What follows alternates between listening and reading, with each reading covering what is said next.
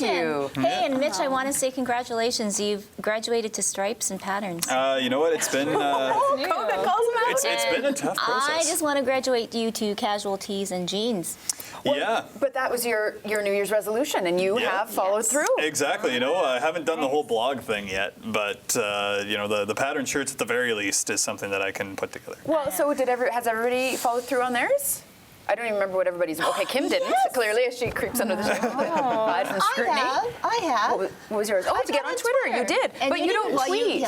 You never. I followed through on yours. I did that for you. Well, you just got me logged on. Having an account doesn't mean you're on Twitter. I've That's seen a tweet. That's the next step. I know. And I have seen a few tweets from Tracy Coder Thank herself. you. Thank you, Mitchell. Is she doing it right? Is she using the right symbols? Is she? You know what? At the beginning, it was a bit of a learning curve, as it is for everybody. But you know what? I think she's getting the hang of it now. Obviously, she's not tweeting every day, kind Tracy of deal. knows. Tracy knows about it. There you go. It's coming. It's coming. Work in progress, just like any New Year's resolution. That's What was your New Year's resolution? To get fit. Oh yes, and you're I've been getting going there. to the gym like 2-3 times a week. What's with the yeah, pole dancing? Okay. The pole dancing, that was like, I got super fit from that. Yeah. I wouldn't doubt it. I got Up showed up against by an 8-month pregnant. She was only 7.5 months pregnant, okay? But Not she still put me even to close shame. to the She still same. put me to shame, absolutely. No, that's you know what? That was actually one of my favorite ones, actually. Yeah. The ones that you've done. Yeah, Me just too. because I think it shows actually the amount of skill and strength that is needed to do that. It's not just And I momentum. say- It's a lot of strength. And the best part about it was that you weren't wearing a Speedo. Exactly. That's what I was going to say. That was by far the best part of it. Which you've incorporated now into far Yeah, too many segments on TV. Yes. Way too many, so my apologies. We are sitting at a table for all we know you're wearing it right now. That's the way I see it. You absolutely know what And I'm wearing. Tracy, you're beside Yeah. Why would you look, Tracy? That's why we're course, not Tracy doing this checks. standing, yeah. Of course. Well, everyone should follow Tracy on Twitter, and I think we need to like re-up your New Year's resolution to at least one tweet a week. Okay. You can have That's- one tweet a week. Maybe that one is tweet a day. definitely One tweet a manageable. day. If we remind you in the morning, just tweet something. Okay. You guys, I'm a little worried Okay. that I might be too busy for Tracy to tweet once a week because it's going to be me doing that. I know. Oh, Nice. okay. Thank you, Jay. You're But you're so socially connected. I'm surprised that it's not sort of a natural thing for you. It's not. I mean, because I didn't grow up in this era, so I mean, this is all new to me, and But you're it's. still What are you growing talking up. about? You're 25. Thank you. Yes. Well, okay, was so we will make sure she sticks to it. Of course. I am All right. drinking no less coffee than I was when we did our thing, but we will make sure Tracy sticks to Yeah, tweeting. absolutely. Okay. All right. But all right, do you not no, like it, or you not? What is it about it that you don't? Part of me is that, I guess maybe I'll ask you, what is tweetable, or like, is too much to know? You know what the hardest thing I have is that I'm an incredibly sarcastic person, and so I put stuff out there all the time that people take the seriously. wrong way. Yeah. And I almost have been forcing myself to have to use emoticons, which I hate, but if I don't, people think that If you I'm don't put a a winky horrifying face, person. right? Yes. There is no Yeah. sarcastic font. Like, I've there's no often way thought to there should tell. be. Yeah, Sure. There needs exactly. I've gotten into so much trouble with people because of And the that's- lack of a sarcasm font. So like when you said that, I'm out there, but that's what I do. I like to meet people, and for me, it's better. Face to I want to face. see you face to face, or at least listen to your voice. The So- neat thing about it, though, is I think for me, I've wanted to start a blog too, and I've created many blogs and blog twice and then don't do it anymore. Right. And it's like an outlet to get my thoughts off of my head, Exactly. maybe a clever comment or I don't know, whatever, something, and then you get it out there and you've expressed it. And I think just even things, you come across a really neat artist that you want people to look at, and maybe they're not going to see your segment on TV because they don't catch it that day, but maybe they will see it on Twitter. It's just another way to reach people. Right, yeah. And interestingly, I met through Twitter, have now met, and I say met in the now what it means in 2012. I met a girl from Japan, and we're sending each other packages of Starbucks goods. So she's going to send me a Japanese Starbucks mug. It's the Cherry Blossom Festival in Japan right now. It's that big, it's a huge deal. And so I'm going to send her some Canadian Starbucks stuff. And we met on Twitter.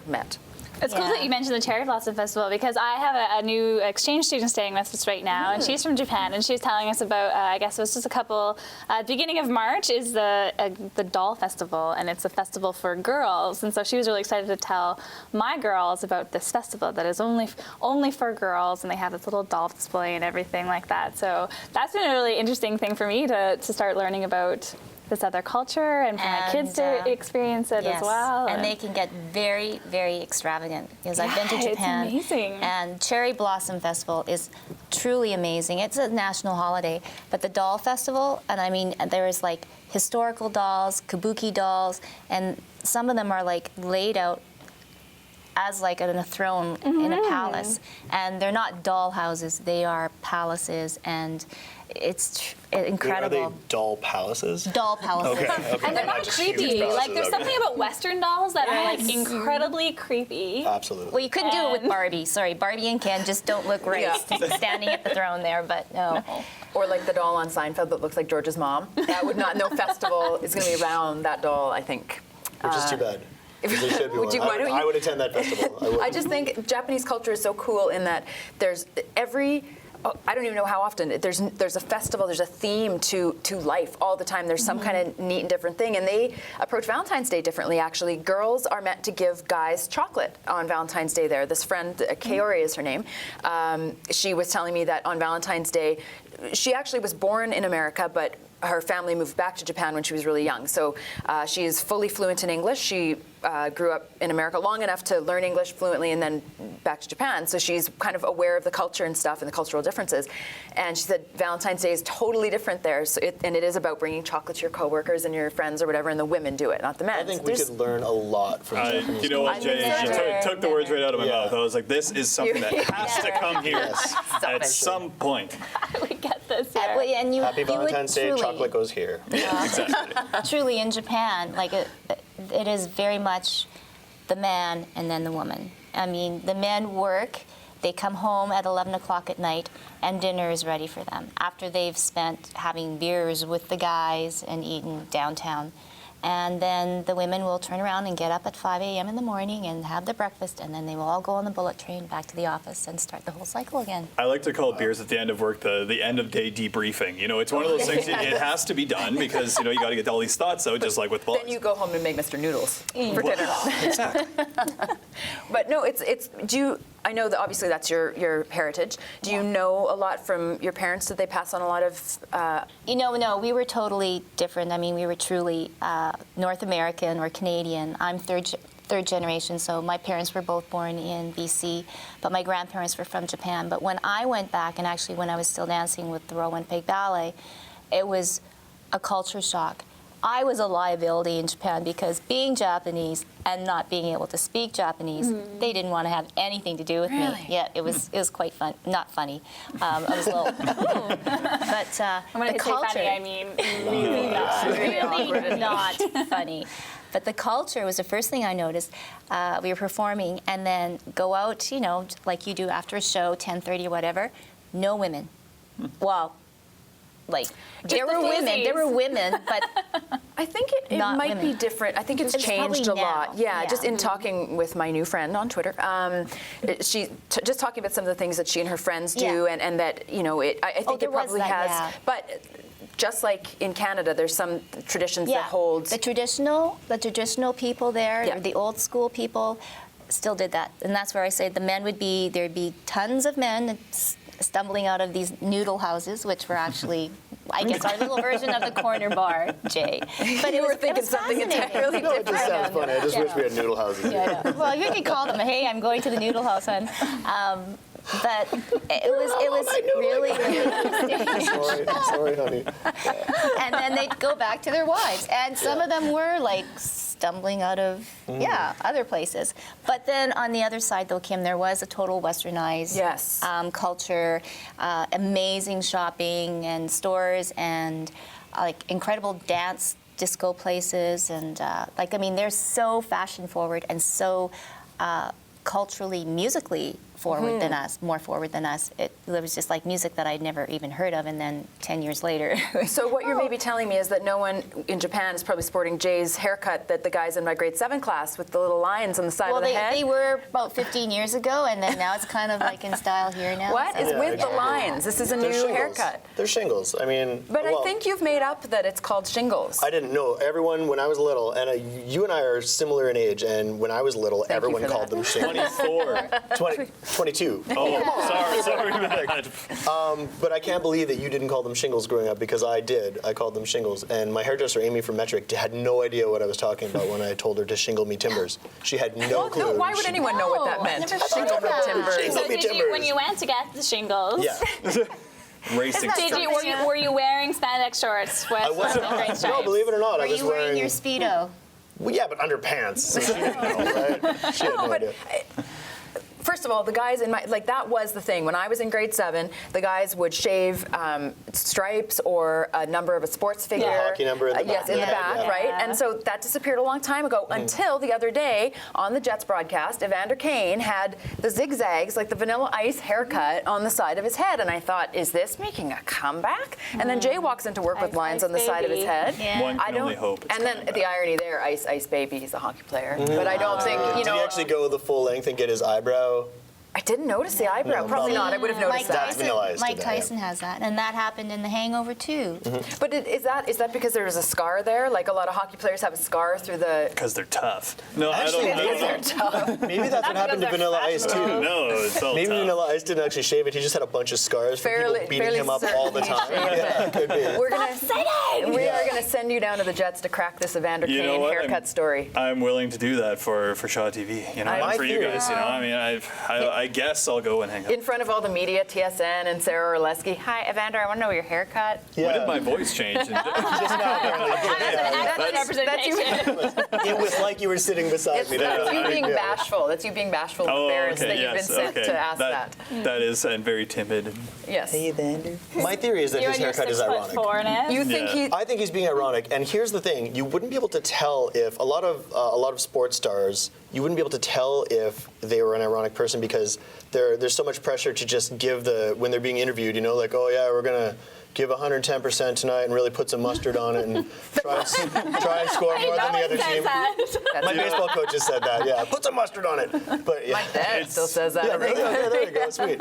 It's So we're on the completely same page true, with though. mustard You then. get the 110% answer all the time. I think that's why there's so many, like, whenever there's a scandal or somebody like says something that's not that. That's why we get into. Well, like Jeremy athletes Roenick getting was all this famous stuff. for that, right? For speaking his mind and Yeah. actually Exactly. just saying stuff that he thought instead of just towing the company line. And Exactly. I think that's so great. I wish more sports people did that I do because it would make it so much more interesting. You know, because now it's like Completely. you could interject. You could take like Lanny McDonald from 1982 And and that put mustache. an interview, and his mustache, and put an interview of him between periods, and it would be exactly the same thing. You know. It's completely true. So Yeah. who said I always take slop or I don't?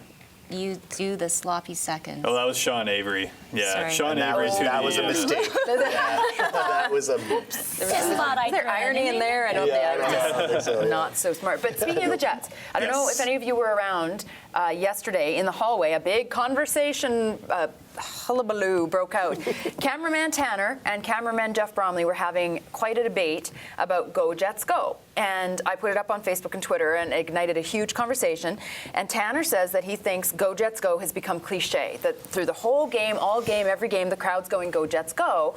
And Broms said, well, that's, of course they're saying Go Jets Go. We've waited 14 years to say Go Jets Go. Why shouldn't we cheer on our team? But Tanner says it's getting too much, that at times when it's not necessary, everyone's Go Jets going. What is everyone's opinion? I was fascinated that anybody would think, so clearly you know which side I'm on. I think Go Jets Go is appropriate anytime. You know what? I'm of the mind exactly of the way that Tanner was thinking. There are times in the game that you want to chant "Go Jets Go." They need it. That's the benefit of having home ice. I like "Go Jets Go" just before "O Canada." I think that's awesome. There's that little lull of silence that they kind of they got to know the backing's there. But at times 3-4 minutes into the game where it's kind of obviously you want to be loud, yes, but at that point, it's not really necessary. Go Jets Go is necessary on the power play, the penalty kill, 3-2 last 10 minutes of the third period, stuff like that. Or if there's ever a point where they start to lose momentum, that's when you jump in with it. What I really liked was the creativity that the fans are using. When Ryan Miller was here, obviously the goaltender for Team USA in the 2010 Olympics, who lost to Team Canada, they're chanting silver medal at him. I thought that was phenomenal. Some people thought that was cruel and classless by our fans. Sometimes, but that's the thing, right? Like, what I don't like about kind of how things are developing is how you have to be so politically correct all the time. And I think that's what's created the 110% lines that you get from Fair enough. athletes. You know, being so politically correct all the time has led to us having to be stuck, not necessarily stuck with, but we have to stick to go Jets go, go Jets go, go Jets go. Instead of, you know, the point of having a home crowd is to get on the other team. You know, like silver medal when we were at the Florida Panthers game when we were up 7-0. People chanting, "We want first place," instead of just squeaking into the playoffs. We want to win our division. I love that. I think it's awesome. But I think there's a time and a place for go Jets go, and then let's get creative with the other chants. I'm going to take a quick Yeah. break, and we will refute every point you've made in a moment. Bring it on. It's up to you to reach out to be that friend who comes along. When you make a friend, you make a difference. Friendship, pass it on. A message from the Foundation for a Better Life. The thing that really blows my mind about Tanner being on the other side of this issue is that when the last time we did this, we talked about the Go Jets Go thing, and I expressed that. Did this as in this conversation? Sorry, Yep. this conversation, yeah. I expressed that maybe it wasn't super appropriate for the ballet to yell "Go Jets Go," for example. Well, you know, no, but there where- have been other events, a lot of other events over the years where the Go Jets Go chant has broken out, especially when it was looking like the Jets might return. Yes, so for the last course. 8 years or whatever, yeah. Yeah. But I'm not a huge fan of sort of usurping other cultural events and saying "Go Jets Go." I mean, we've got them back. There's no need to do that anymore. But I am actually on the side of Jeff Bromley in this. I think at a Jets game, scream it the All whole game. time. It's all you're doing is you're letting the players know. The fans are letting the players know we support the crap out of you guys. Like, go, you have our support. You know. But Well, then the that other seems- chants do that too. Well, yeah, it just seems to be. I mean, I don't watch hockey unless it's the Jets. It's really the only thing that I've been watching. But everyone keeps saying that the Jets' home games are the loudest games, and that's Yeah. so they just keep talking about that buzz. And the reason is people have a chant they can go to. For I sure, don't know. yeah. But Yeah, that's you haven't been to a game, and you wouldn't be able to park at a game anyway. Yeah, you it know seems you what? can't find parking anywhere. I've got, yeah, Getting in I've trouble. got some issues. I mean, if you want to see me getting a little upset right now, let's talk about the Jets in a non-positive way. Yeah, okay, it's impossible to find parking. If even going to the Y, I take my kids to the Y, and if it's a Jets game, it's really hard finding parking. And of course, we're always late getting to swimming lessons. We have to have a heck of a time. But anyways, I just wanted to get a smoothie. All right, that's all I wanted. A smoothie on the way home, booster juice, going along Forge Avenue. There is nowhere to park. And so, yeah, I parked in a non-stopping zone. Well, I was only 4 minutes, and they're on my car. I was like, I know, they were just watching me, my 2 little kids looking so helpless going into the smoothie place, and then coming out with smoothies and kids, and like this. Trudging through the then snow cry. uphill to the car. right, no, seriously, they're like $35 ticket. And the reality is there is nowhere to park. And I don't know, parking Winnipeg, I mean, we know that the parking rates are possibly going up at City Hall. I don't know. Do we think that that's going to help? What's the I parking think it's issue? insane how many just one level, just flat on the ground parking lots we have that could be built up to 5 or 6 levels of parking. This is the Winnipeg dilemma. We don't know how to Yeah, build up. I know. We're like, So oh, let's true. Like, just. oh, we need more parking downtown. Let's put it in the suburbs. Yeah, just put South San Patel. That's perfect. Yeah. There is that new parkade in the Exchange, but I've never used it. Oh, because yes. It always looks like there's always like a It looks bar like it's closed. And so you endlessly drive around On trying Lombard, to find. right beside. Yeah. No, not on Lombard. It's actually in the Exchange across on Princess, I think. Or, Yeah. Oh, there's also Yes. one on Lombard too. Yeah. Well, and so this is brand new, and the same thing. And there's a new one park- going up right in front of the MTS Center as well. Yeah. Right? Like there's going to That one will be will definitely probably accessible. help. Exactly. Hopefully it'll get but better, yeah. but really, why they're just waiting for you Yeah. to ticket you. Well, and they're also waiting to ticket you for talking on your phone while you're driving. And that has been so, I don't even want to get into the whole discussion of the seniors who got pulled over for Yes. talking on a cell phone. He claims they don't even own a cell phone. There's, I guess, the police service is saying that they have evidence to say Yeah. quite otherwise. I don't want to wade into that. But we're a bit confused. We were talking in the newsroom about the actual, so what can you do with a phone in the car? You can talk on the phone, but it has to be Bluetooth or one speaker of your iPhone. Yeah. Headphones. So we all know that in July we are not allowed to text and drive anymore. And to be honest, I just didn't really pay attention to the details. I know you're not supposed to do it. Do we all stop? I don't know. Probably not. But yeah, if you look into details, I just printed off the. What it refers to as use. You can't hold the device in a position in which it may be used. can't operate any of the devices function. So that means that when I'm on my way to work in the morning, and I often call my best friend on the way to work, and then put it up on my dash and I talk. And I'm thinking, well, I'm not being unsafe. Like, I talk all the way to work, and when I get back and I pull over, I pick it up and say, well, I'm at work now, I gotta go. I think there's some but part I of can't do that. They can ticket me because it's in view, and I can technically touch that button. And it's a distraction. I do know that I did an interview right after the law came into place, and you have to have your phone affixed. So it can be in like a cup holder type thing. It's got to be in an affixed holding area. I think you are allowed to touch one button, which would activate your Bluetooth. It says you can. That's the thing, right? Like, you're not any of the doing device's anything. functions, right? You can't touch it. So maybe. But then how do you do Bluetooth? Like, how to is what I'm activate doing Bluetooth, really you any gotta- different than Well, Bluetooth, right? really, in some cars, your phone is compatible to your car. So as soon as you go in, it automatically and turn the car on, it automatically kicks in and searches your phone. So you But I don't think even, The touch interesting anything. part of all this is it talks about the distraction part of it. If you're having a conversation in any way, are distraction. you not distracted? You know what I mean? Yes. So like Yeah. that's I saw that's a the girl kind of putting thing. mascara on in the car And as far as I know, there's no yesterday. law Right. against making a delicious Greek salad while you're driving. Yeah. Which Or using chopsticks. absolutely, yeah. Yeah, I did not Which happens, see that right? in here. But No, texting, no smoking. texting Yeah, texting's a definitely. no.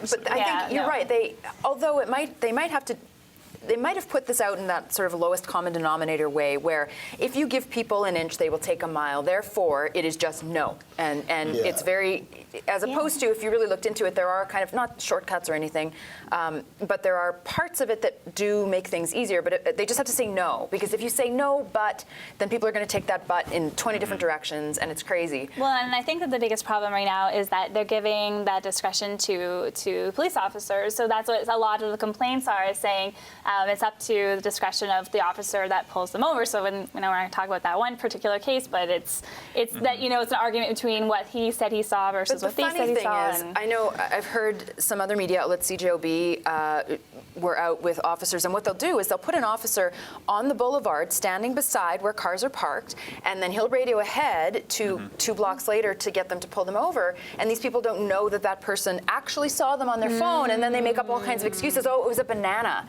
It wasn't on the phone, it was a banana. And they don't realize that they were actually awesome if it seen. was So really they're a banana. not, they're lying, and people have been caught blatantly lying about it. I think it's just, who wants a ticket? Nobody does. Everybody's got an excuse. But Yeah. it is proved to be dangerous. It's just, there's so many shades of gray within this. It's kind of ridiculous. Interestingly, I also heard, it was quite funny, again on CJOB, as I listened to that in the morning with Hal Anderson, and he does his beefs and bouquets, and somebody called in with a hilarious point that he gave her the Beef Bouquet Award of the morning. They've put up signs around the city, and I haven't seen them yet, but I think you can dial 511 to get, I'm not sure if it's weather information, road information, like you can, in a lot of American cities they have that, and I guess they have it here. Well, she pointed out, yeah, I'm driving. You're allowed to dial 511 when you drive. And then also she said, yeah, and the sign is in English and French. There's one in English and there's another one in French. I didn't know 511 translated differently in French. It was a great commentary, but those signs are up now. So you're supposed to, they want you to dial, but you can't use your phone in the car. It's like drive-through beer vendors, right? I mean, the hope is that you'll obey the law. You're not pulling up for a glass. Yeah, but you're supposed to put it, are you depends still on the beer supposed vendor, to put it in your trunk though? That's the question, right? Are you? Yeah, no. Do you have to? If the case is closed, I think you can have it in the. Oh, okay. On your front seat? Yeah. Are you allowed to, really? Maybe not on your front I seat, don't know but you can about have it in front the seat. car Was it- as long give as it to the the kids in the box back. is. I remember well, of hearing- course. That's what you're buying it for anyway. I remember right? hearing, like, it's not fact. I won't say this is fact or anything, but I heard out of reach of driver.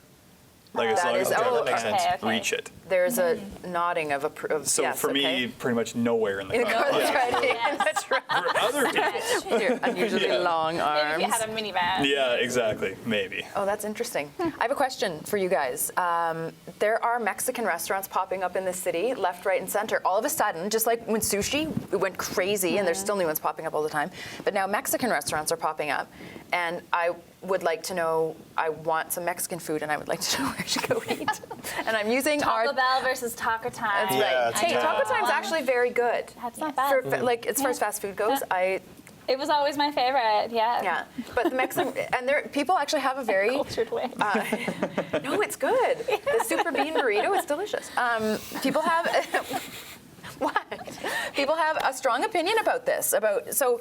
Mexican restaurants in the city. The new one. I don't know. I think it's Los Chicos. Yes, yeah. It's a Wow Hospitality restaurant. And not far from here on Keniston, in the old former Brannigan's, former Pasta La Vista, former De Quistos. Yeah. But having said that, Michael De Quisto is still the chef there. Yeah.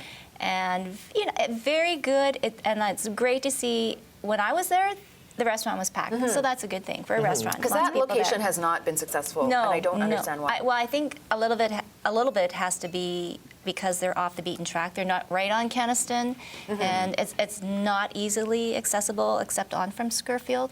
Well, I guess you could turn around You where can the get in co-op from a is. couple, but you're right. It's not the easiest lot to get into. But you know what? I think possibly the popularity of Mexican, number one, is that we don't have that many. We've been missing it But forever. number two, it's volume at a reasonable price. Like lots of food. But there's like For a reasonable people price. who travel a lot want authentic Mexican or authentic Tex-Mex even, which is different Yeah. than authentic Very, Mexican. very different. And there's, I guess, the question of whether that even still exists. It's some kind of Canadianized version of authentic. When I did that It does. story out in Yeah. Morden, where there's those 15 kids that are staying at families in Morden, I asked them, what do you miss the most? Tacos. You know, like, really? Seems like that'd be an easy thing to make for you, but It I is mean, so something Canadianized or different, right? Americanized. Very much like Yeah. Chinese food. Like where you're going to get American or Canadian Chinese food, and when you're really going to get the real deal You kind can of thing. get the real deal sushi though. You can Yes. get authentic Japanese sushi. And I mean, I Is it think though? yeah.